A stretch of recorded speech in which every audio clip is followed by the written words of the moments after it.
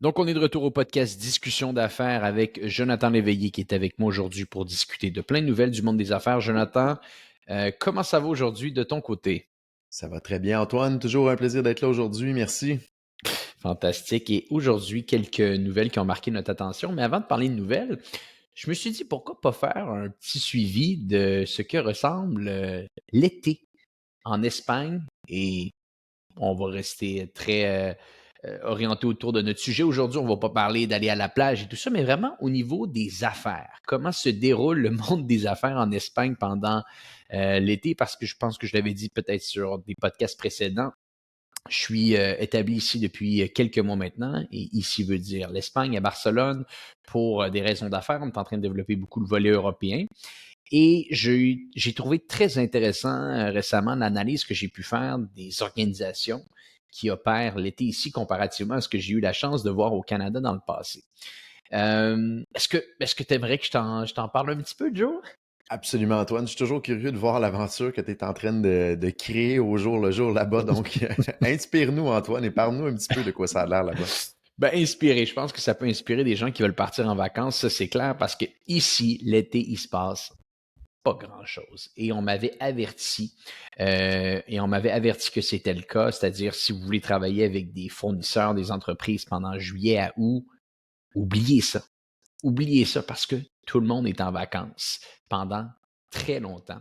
Et littéralement, j'ai des gens qui sont à côté de mon bureau, qui ont d'autres bureaux ici.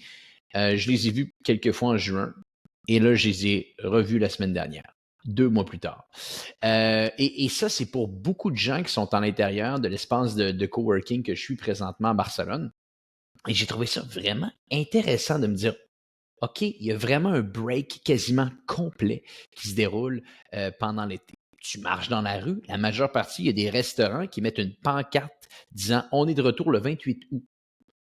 Et des fois, tu peux voir ça sur des petits commerces au Canada, qui vont peut-être fermer 1 ou 2 semaines pendant les vacances de la construction. Mais ici, littéralement, on le disait sans aucun souci, on est de retour le 28 août. Et pourquoi je dis ça à notre audience aujourd'hui? Parce que je trouve ça assez fascinant de comparer deux cultures.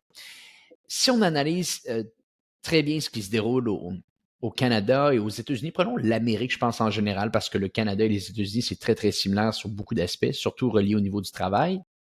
Il y a cette fierté-là qui vient souvent avec le travail.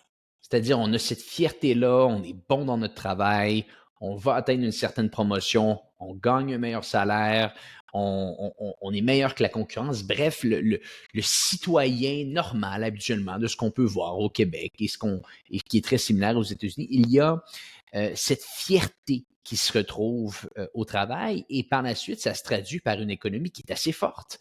Depuis plusieurs années, le taux de chômage au Québec et même aux États-Unis, on est quasiment en plein emploi, même en période de crise économique, entre parenthèses ici.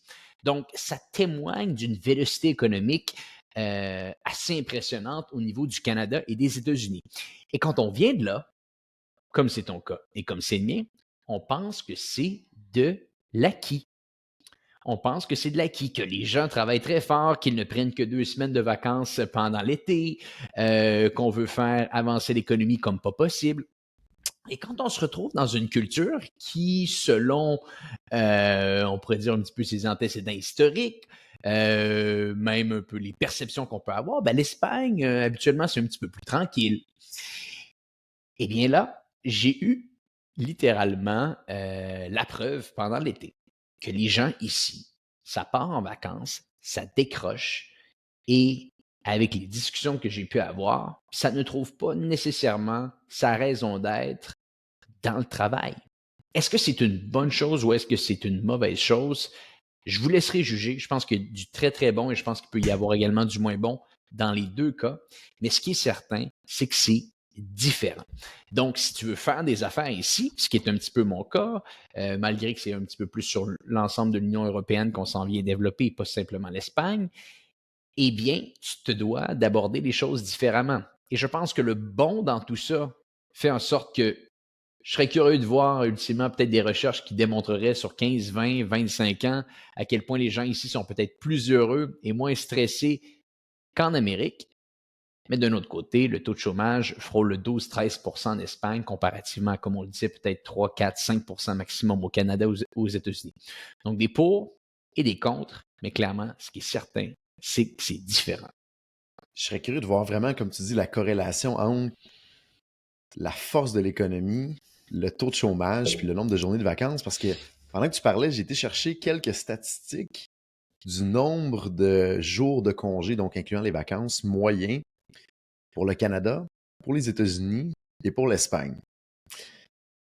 Je serais curieux d'avoir ton avis, Antoine. Combien de jours que tu penses que les gens prennent de vacances en Espagne par jour, par année, en moyenne? Bien, obligatoirement, un employé en Espagne commence, si ma mémoire est bonne, avec 25 jours de vacances. Donc, c'est 5 semaines pleines. Puis par la suite, peut-être qu'il y a des ajouts, mais je pense que la loi commence à 5 semaines. Donc, on parle de 36 jours de congé. 36, avec les fériés par contre, c'est ça? Avec les fériés, exactement. 36 OK, jours de donc, congé, ouais. incluant les vacances, incluant les fériés. Où ce que ça devient intéressant, c'est quand on le compare au Canada. Canada, on parle d'en moyenne 18 jours par année. Donc là, on parle de la moitié. Et si on va dans une économie qui est encore plus forte, les États-Unis, et là, je ne sais pas si les stats sont réels de ce que j'ai trouvé rapidement, mais on parle en moyenne de 10 jours de vacances, congés aux États-Unis. C'est assez hallucinant. Là. On voit qu'il y a vraiment une différence culturelle qui est assez incroyable d'un pays Ah à oui. l'autre. Là. Ça n'a pas de sens. Là. Ça n'a complètement pas de sens. Là. Ben, c'est frappant, surtout quand tu vis ici. Puis je pense que ultimement, c'est purement mathématique. Tout ça, si tu as 300 millions de personnes qui, au lieu d'avoir 36 jours, ont 10 jours de vacances en moyenne par année, ou peut-être 15, ben, tu es sur un delta de 2 à 3 fois moins de vacances, donc 2 à 3 fois plus de travail qui va être fait. C'est sûr et certain que l'économie va accélérer à un certain point. Ce serait quasiment impossible de penser l'inverse, surtout si tu accumules les années après les années après les années. En Europe, c'est quelque chose qui fait partie de la culture. C'est pas simplement en Espagne, c'est en France également. En France, on commence avec 5 semaines de vacances et tu rajoutes tes 10, 11 fériés dans l'année, tu arrives à 35, 36 jours.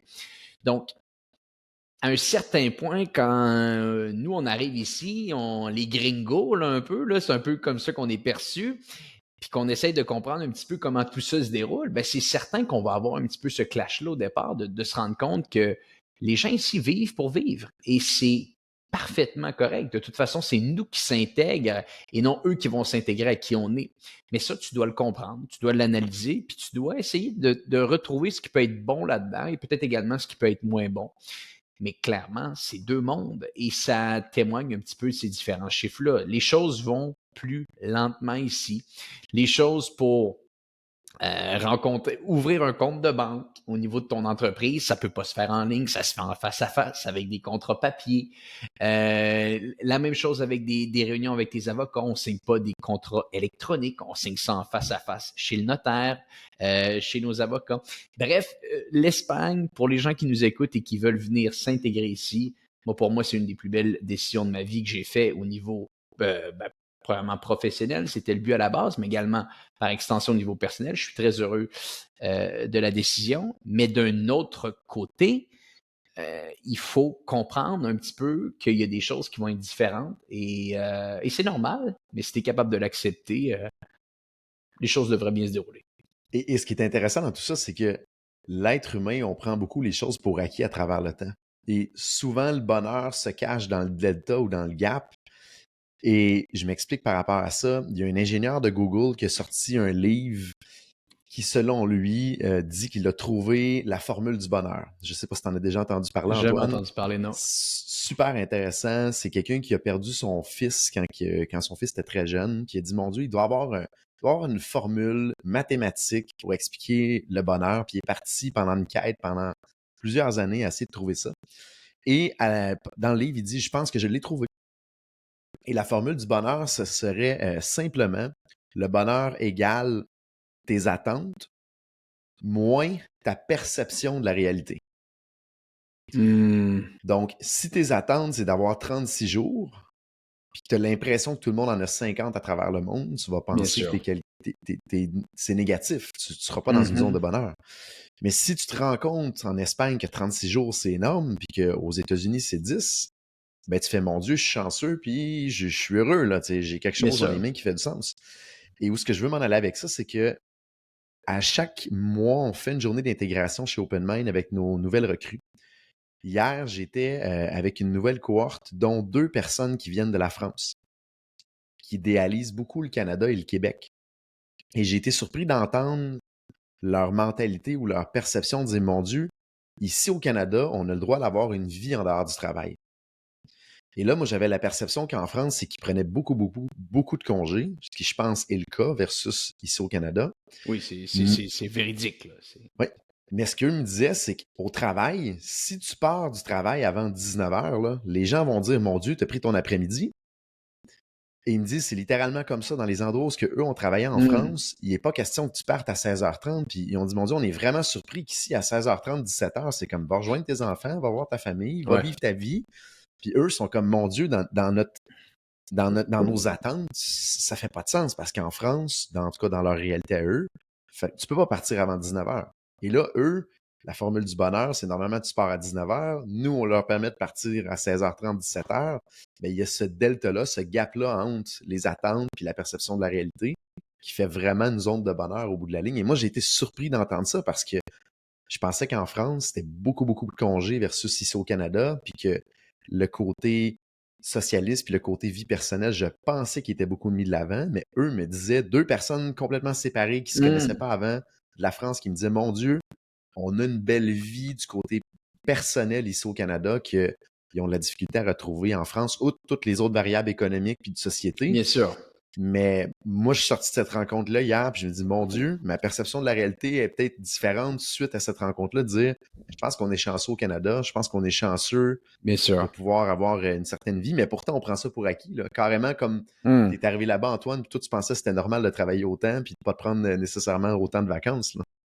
Ouais, ben écoute, je pense qu'il y a 2 points qui ressortent, qui sont excessivement intéressants, ce que tu as dit. L'équation du bonheur s'applique également pour les gens qui nous écoutent sur une équation qu'on se doit de penser à mettre en place quand on délivre une prestation, qu'on délivre un produit. Si vous êtes capable de bien gérer les attentes, si possible à la baisse de votre client, eh bien, au final, il risque d'être plus heureux parce que vous avez été capable peut-être de descendre les attentes et d'augmenter la valeur perçue au final. On dit souvent en anglais downgrade expectations, over deliver.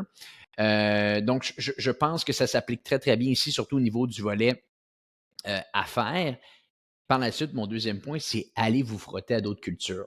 Je pense qu'il y a tellement à apprendre que ce soit la culture espagnole, française, américaine, tout ça. Si on reste dans... Puis moi, c'est un des plus gros apprentissages que je vois en travaillant ici au moment où on se pense, c'est la, la force de pouvoir discuter avec des cultures différentes, de voir comment ils voient le monde de manière différente, ça te donne une perception totalement distincte. Et ça peut être un gros avantage dans le futur parce que tu vas peut-être avoir ultimement des collègues espagnols, des collègues argentins, des collègues indiens. Et si tu veux qu'ils s'intègrent bien dans ton entreprise, il n'y a rien de mieux que de bien comprendre leur culture à eux. Donc ça, je pense que c'est quelque chose que n'importe quel chef d'entreprise à un certain point qui a une ambition d'avoir des collègues, d'avoir de plus en plus de collègues, d'avoir une organisation qui grandit, c'est important de comprendre un petit peu ce qui se déroule dans les différentes cultures. Et je fais deux petits apartés par rapport à ça. Je répète la formule du bonheur, les attentes moins la perception de la réalité. Et souvent, les gens, pour en avoir parlé avec d'autres personnes, me disent pourquoi c'est la perception de la réalité et non la réalité. Et dans le livre de l'ingénieur de Google, il donne un excellent exemple qui, moi, me frappait beaucoup et je me remémore souvent cet exemple-là. Il expliquait, prenez par exemple un véhicule, une voiture qui est votre voiture de rêve, qui coûterait une fortune, que vous économisez pendant 20 ans. Vous l'achetez et du jour au lendemain, vous sortez de votre maison, la voiture elle est en avant, puis quelqu'un a rentré dans le véhicule et c'est une perte totale.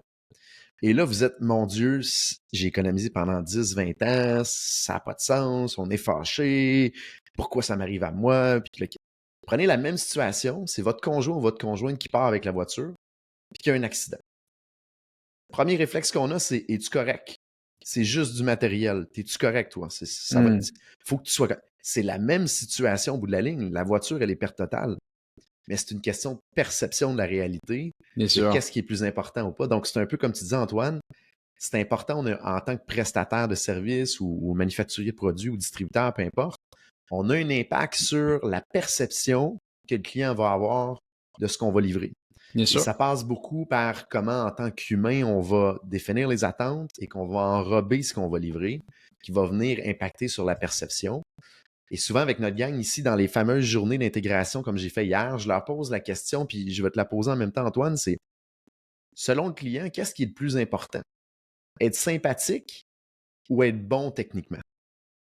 Et je serais curieux de te poser la question, si tu avais un choix à faire, Antoine, est-ce que tu penses que c'est plus important d'être sympathique, donc connecté avec le client, ou d'être fort techniquement, donc d'être élevé au niveau professionnel? Il faut en choisir un seul. Les deux sont importants, mais Ouais. lequel est le plus important? Est-ce que tu me permets de donner une réponse reliée un petit peu à ma catégorie d'organisation parce qu'on a eu ces mêmes discussions-là un petit peu à l'interne? Absolument. Vas-y, Antoine. Je serais curieux de Ben, voir, puis peut-être ça va diverger de la nôtre, là. mais tu vois, c'est excessivement intéressant. Bon, toi, tu opères dans un environnement technologique où est-ce que vous avez amélioré, construire des logiciels pour vos clients, maintenir des parcs informatiques. Donc, je ne sais pas à quel point, et ça serait peut-être ça la distinction ici, je ne sais pas à quel point ça peut être mesuré en termes de pur résultat ici ou plutôt un produit qui est fini, un projet qui est terminé. Nous, notre côté, on disait à nos collègues à l'interne, il y a 3 raisons pour qu'un client travaille avec nous, puis on met une proportion reliée à chacune de ces raisons-là. Les 3 raisons pour qu'un client travaille avec nous, la raison numéro 1, c'est les résultats qu'on va amener à son entreprise. Pour rappel, on est dans le marketing numérique de performance, spécifiquement les campagnes de publicité Facebook au volume d'investissement, plusieurs milliers de dollars par jour. Après les résultats, la deuxième chose qui va être importante, c'est l'amour que le client va porter envers notre organisation. La troisième raison, c'est la perception des résultats. Okay? Et je t'explique très brièvement, les résultats, ça va de soi, si les choses vont bien ou les choses vont mal selon les objectifs qu'on s'est donnés. L'amour qu'il porte envers notre entreprise, quand les résultats vont moins bien, qu'est-ce qui va le faire garder le client? Comment il va être capable de nous donner une deuxième chance ou une troisième chance s'il a été capable de bâtir une certaine relation avec notre organisation, ce qui revenait un peu à ton point d'être sympathique. Et le troisième point, la perception des résultats. Des fois, les clients, on l'a vu dans le passé, ils ont des excellents résultats avec leur campagne, mais peut-être que les résultats proviennent de la nouvelle saison ou du bouche à oreille ou à quel point que leur entreprise va bien. Donc, c'est important de leur faire comprendre que ça vient de nous. Et on donne une proportion à ça et c'est pas compliqué. La perception et l'amour la perception des résultats et l'amour que le client va porter envers notre entreprise sont excessivement importants, mais sur un volume de 25 à 30 %. Si on est capable de générer des résultats avec les budgets qu'on se fait donner, parce que c'est des gros budgets, et qu'on n'est peut-être pas la personne la plus sympathique, ben, c'est 70 % de l'équation. Je serais curieux de t'entendre, toi, de ton côté.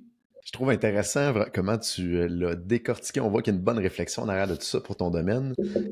De notre côté, moi, ce que j'explique souvent à notre équipe, c'est que généralement, le client, c'est difficile pour lui de comprendre et de voir ce qu'on fait. Donc, il va voir effectivement le résultat au bout de la ligne. Est-ce que ça fonctionne ou ça ne fonctionne pas? Par contre, on est dans un domaine qui a 999 possibilités qu'il y ait une chose qui n'est pas bien durant le projet, ou que même après livraison du projet, qu'il y ait un bug qui sorte du système, qui n'est même pas dû à ce qu'on a fait. Et là, le client va penser que c'est nous qui a fait ce bug-là, ou qui a causé cette problématique. Donc, ce que j'explique aux clients, pas aux clients, mais à l'équipe, c'est que la perception de la réalité, de notre capacité technique, va être soit multipliée ou divisée par la connexion qu'on va créer avec le client. Donc, s'il y a quelque chose qui ne tourne pas bien dans un projet, mais s'il n'y a pas de connexion avec le client, puis on n'est pas capable de bien expliquer le pourquoi, puis qu'est-ce qu'il y en est, puis qu'on n'a pas assez été sympathique et en mode connexion avec le client, c'est sûr que le client va dire c'est des pas bons, je vais aller voir ailleurs. Par contre, si on a réussi à créer un lien avec, puis on peut s'asseoir puis expliquer voici ce qui s'est passé, voici comment on peut régler ça, quelle est votre responsabilité, monsieur le client, de votre côté, parce que souvent, des fois, ça peut venir du client. Et là, on est capable à ce moment-là vraiment de venir démontrer quelle est la vraie réalité derrière tout ça et de conserver le lien client-client et d'avancer. Donc, c'est un peu notre logique de notre côté, c'est on a vraiment la perception que notre réel impact au niveau professionnel et technique Ben oui. est vu à travers une loupe ou une lentille de comment le client va connecter avec nos gens ici à l'interne. Parce que c'est tellement de l'intangible pour les clients qu'il faut être capable de transmettre à ce moment-là aux clients beaucoup d'éléments d'éducation puis d'explication de pourquoi et le comment. Et Mhm. là, nous, ça a vraiment un impact là-dessus. Fait que de notre côté, il faut que les gens connectent avec les clients. C'est ce qui va venir créer le plus grand impact pour créer un succès sur le projet au bout de la ligne ou sur l'accompagnement du client. Ça ne veut pas dire qu'il ne faut pas que les gens soient bons au niveau professionnel et technique. Par Bien contre, sûr. ça va venir grandement impacter la perception du client parce que on a des gens qui sont vraiment incroyables dans notre domaine là, puis dans la compagnie, mais qui ont zéro capacité à connecter avec le client. C'est La, pas leur travail. Exactement. Et la journée où ce qui arrive un petit quelque chose qui n'est même pas Bien dû à sûr. ce qu'eux ont fait, mais le client va dire: Ah mon Dieu, je savais qu'il était pas bon parce que je Ben ne oui. connecte pas avec. Voilà. Puis ce qui est tellement intéressant ici, c'est que la plus grande nuance qui s'intègre entre les deux organisations ici, c'est le terme que tu as utilisé, l'intangible. C'est-à-dire que vous, votre plus gros défi, de ce que j'entends, c'est de rendre tangible de l'intangible. Et nous, de notre côté, ça peut difficilement être plus tangible. C'est-à-dire que c'est un dollar qui rentre et un retour qui ressort de l'autre côté. Donc ici, c'est davantage d'expliquer comment on s'est rendu à du tangible. Mais à la fin de la journée, les résultats sont les résultats. Donc, et ça, tu vois, pour les gens qui nous écoutent, je pense que c'est une réflexion tellement intéressante à avoir sur son organisation parce que qu'on soit dans le service, dans le produit ou peu importe, chaque organisation, ce qu'on offre et ce qu'on pense délivrer comme solution est rarement la perception que le client va avoir à la fin de la journée. C'est très, très différent. Et c'est notre travail d'aller comprendre cette valeur perçue. Parce que si on ne comprend pas la valeur perçue, comment qu'on peut faire des améliorations? Et souvent qu'on est capable, encore une fois, je le répète, de comprendre cette valeur perçue, c'est là qu'on peut augmenter considérablement notre taux de rétention, notre taux de réachat, bref, toutes les choses qui vont faire en sorte que notre organisation va aller à la hausse. Donc, des bonnes réflexions. Jonathan, peut-être, oui, vas-y, tu veux rajouter quelque Peut-être chose? une question de cœur pour toi, Antoine, parce que je te connais, tu es un travailleur aguerri Bien qui sûr. met beaucoup, beaucoup, beaucoup d'efforts dans ses différentes entreprises. Je pense que tu es dans une période de ta vie où ce que tu mets 110% d'efforts à beaucoup, beaucoup, beaucoup faire avancer les choses.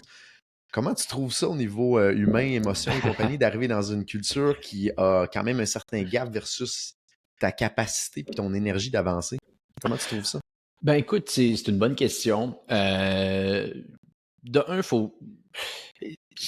Un des points qui est important de considérer ici, c'est que même si je suis ici, je reste et j'utilise toujours cette phrase-là, je travaille dans le metaverse. Hein, c'est-à-dire que je suis devant mon écran à longueur de journée à faire des zooms, à faire des podcasts, à faire plein de choses qui me restent connectées avec l'Amérique du Nord ou d'autres pays européens. Donc, au final, mes relations d'affaires, spécifiquement avec des gens en Espagne, sont quand même très, très limitées. On est en train de faire du recrutement ici, mais ça reste assez petit. Maintenant, pour comment que ça va évoluer dans le futur, on va le voir. Mais c'est clair que moi, en ce moment, j'adore ce clash de culture un petit peu que je peux voir parce que ça m'ouvre les yeux sur des choses que je considérais quasiment pas possibles, là. C'est-à-dire voir des gens partir pendant 2 mois et revenir 2 mois plus tard. J'aurais un fournisseur, que ce serait le cas au Canada, ça ferait longtemps qu'on aurait changé de fournisseur. Mais ici, j'ai l'impression que c'est quelque chose qui peut être accepté. Donc, ça m'ouvre les yeux sur certains aspects. Ça m'ouvre les yeux également au niveau personnel de me dire, à un certain point, si les gens agissent comme ça ici, c'est qu'ils ont peut-être compris des choses que toi, tu n'as pas compris. Donc, ça m'ouvre les yeux. Ça me pousse également à peut-être regarder, à prendre un petit peu plus de temps au niveau personnel. Donc, j'allonge mes week-ends maintenant. Ou du moins, j'ai des week-ends maintenant parce que j'en profite. Puis non, je pense que j'encourage n'importe quelle personne à se frotter à des cultures différentes. Je pense que ça peut vous ouvrir les yeux sur un paquet de choses qu'on ne connaissait pas. Et je te lance un défi, Antoine, parce qu'on a quand même un petit gap d'âge entre les deux. Bien que tu as accompli beaucoup, beaucoup de choses, puis tu bouges plus vite que la majorité des gens que j'ai connus. Je donne un petit bout, une petite tranche de vie quand j'ai eu 30 ans de mon côté. Je me dis, bon, qu'est-ce que je fais pour sortir de ma zone de confort? Et je me suis donné le défi à chaque année, à partir de l'âge de 30 ans, d'essayer une nouvelle chose pour sortir complètement de ma zone de confort. Exemple, l'année passée, j'ai la perception que je suis pourri en improvisation puis en être capable de lancer des blagues, puis le kit. Donc, je me suis inscrit dans des cours d'improvisation, dans une session d'improvisation. Honnêtement, j'ai souffert le martyre pendant 10 semaines à aller là, mais ça m'a permis de découvrir des nouvelles choses puis aller voir si ça pouvait être une passion. Puis on avait hors d'onde une discussion, Antoine et moi, par rapport aux passions, puis je pense que j'ai le privilège et la perception que j'en ai peut-être un peu trop de passion des fois en dehors du travail, Mm. de jouer la musique, d'être dans un band, de faire du voilier, de faire du kitesurf, le voyage. Il y a un paquet de choses qui tournent autour de ma vie. Et je lance l'idée à ceux qui nous écoutent, puis même à toi, Antoine, je te lancerai le défi de peut-être essayer une nouvelle chose par année C'est de manière incroyable, ça. réfléchie pour sortir de ta zone de confort, pour peut-être découvrir des nouvelles passions, puis être capable d'élargir parfois des zones ou des espaces qui sont à l'extérieur du travail. Moi, j'ai quelqu'un qui m'a lancé ce défi-là quand j'ai eu 30 ans, puis maintenant, ça fait 7 ans que je le fais à chaque année. Puis honnêtement, ça m'a permis de découvrir des choses que j'aurais jamais essayées ou que j'aurais jamais osé mettre à mon horaire ou que je m'aurais jamais forcé à mettre à mon horaire au bout de la ligne. Et je lance ça comme un Bien petit sûr. peu une tranche de vie, puis je te lance ça comme défi peut-être, Antoine, de faire Ben une oui, liste, une bucket list de choses à tester. écoute, pendant qu'on est dans ce petit podcast-là aujourd'hui qui parle davantage des réalités qu'on fait, des analyses sur nos vies professionnelles et tout ça, je te fais une annonce qui n'est pas tellement en dehors de ma zone de confort, mais qui tout de même est un beau projet que je me lance. Je lance un 5e podcast qui va être un podcast sur le foot. Donc, c'est une de mes grandes passions, moi, le foot. Donc, j'ai déjà plusieurs entretiens de booker. Et ça va être un nouveau podcast que je vais lancer qui va s'appeler Histoire de foot et qui va aller interviewer plein de professionnels, anciens professionnels, athlètes, entraîneurs, physio dans le monde du football, du soccer là, au Canada. Donc, un projet que je me donne pour l'année, peut-être également apprendre une nouvelle langue. Donc, bref, de Est-ce que dire c'est toi qui c'est... l'anime? Est-ce que c'est toi qui vas Oui, l'animer? c'est Écoutez, moi qui l'anime. je pense que ça va être incroyable et impressionnant pour t'avoir vu, Antoine. On a eu le privilège ensemble d'aller en Arizona et de côtoyer des athlètes de haut niveau. Ben oui. Et j'ai vu Antoine sur une autre facette qui est une encyclopédie du sport. Ce gars-là est le top 1, je pense, en mémorisation de Ouais. faits et d'événements sportifs.